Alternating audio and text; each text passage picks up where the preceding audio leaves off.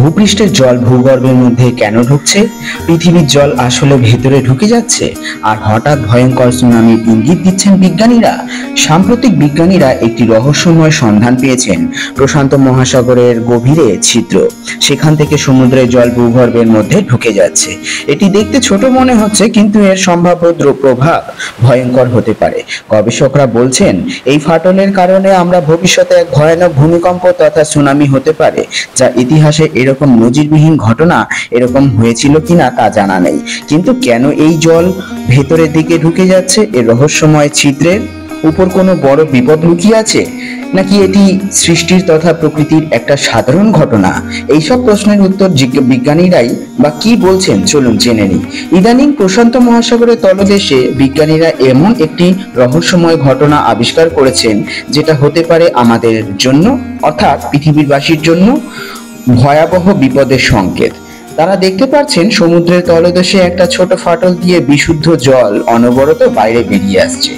প্রথম দেখায় যদি এটা একটা সাধারণ ছোট ঘটনা বলে মনে হলেও এর প্রভাব এতটাই মারাত্মক হতে পারে যে ভবিষ্যতে ভয়ানক ভূমিকম্প, বিধ্বংসী সুনামির কারণ হয়ে উঠতে পারে। এখন প্রশ্ন হলো, কেন এই জল বাইরে বেরিয়ে আসছে? এর সাথে ভূমিকম্প ও সুনামির সম্পর্কটা কি? 2005 সালে ইউএসএ সায়েন্টিস্টরা সমুদ্র মহাসাগরের নিচে একটা গবেষণা চালিয়েছিলেন। হঠাৎ তাদের নজরে আসে কিছু বিদঘুটে দৃশ্য, অর্থাৎ তলদেশ থেকে বুদবুদ বা যা সাধারণ মিথেন গ্যাসের বুদবুদের চেয়েও আলাদা।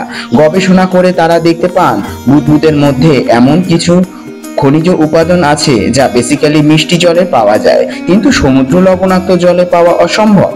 এরপর গবেষকরা আরো উন্নত প্রযুক্তির সাহায্যে অনুসন্ধান চালিয়ে সমুদ্রের তলদেশে একটি ছোট ছিদ্রের সন্ধান পান।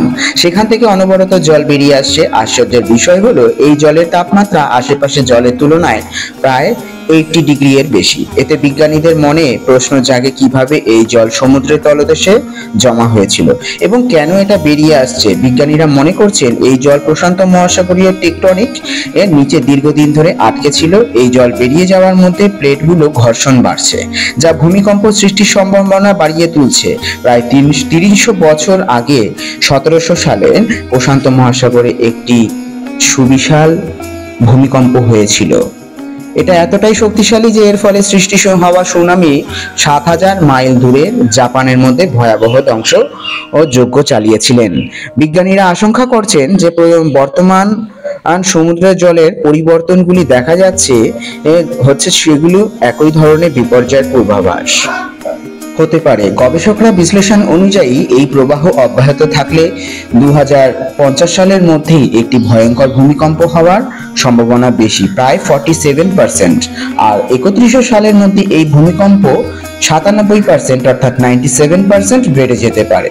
যদি এটা হয় তাহলে এটা হবে আধুনিক ইতিহাসে ভূমিকম্পের মধ্যে একটি। এই ধরনের ভূমিকম্পের ফলে শ্রেষ্ঠ সুনামি বিশাল এলাকা জুড়ে বিধ্বংসী প্রভাব ফেলতে পারে। তো বন্ধুরা, আজকে আমরা নতুন একটা বিষয় জানতে পারলাম। আশা করি আপনাদের খুবই ভালো লেগেছে। ভালো লেগে থাকলে অবশ্যই শেয়ার এবং সাবস্ক্রাইব করে দেবেন। এইভাবেই পাশে থাকবেন। আজকে এই পর্যন্তই।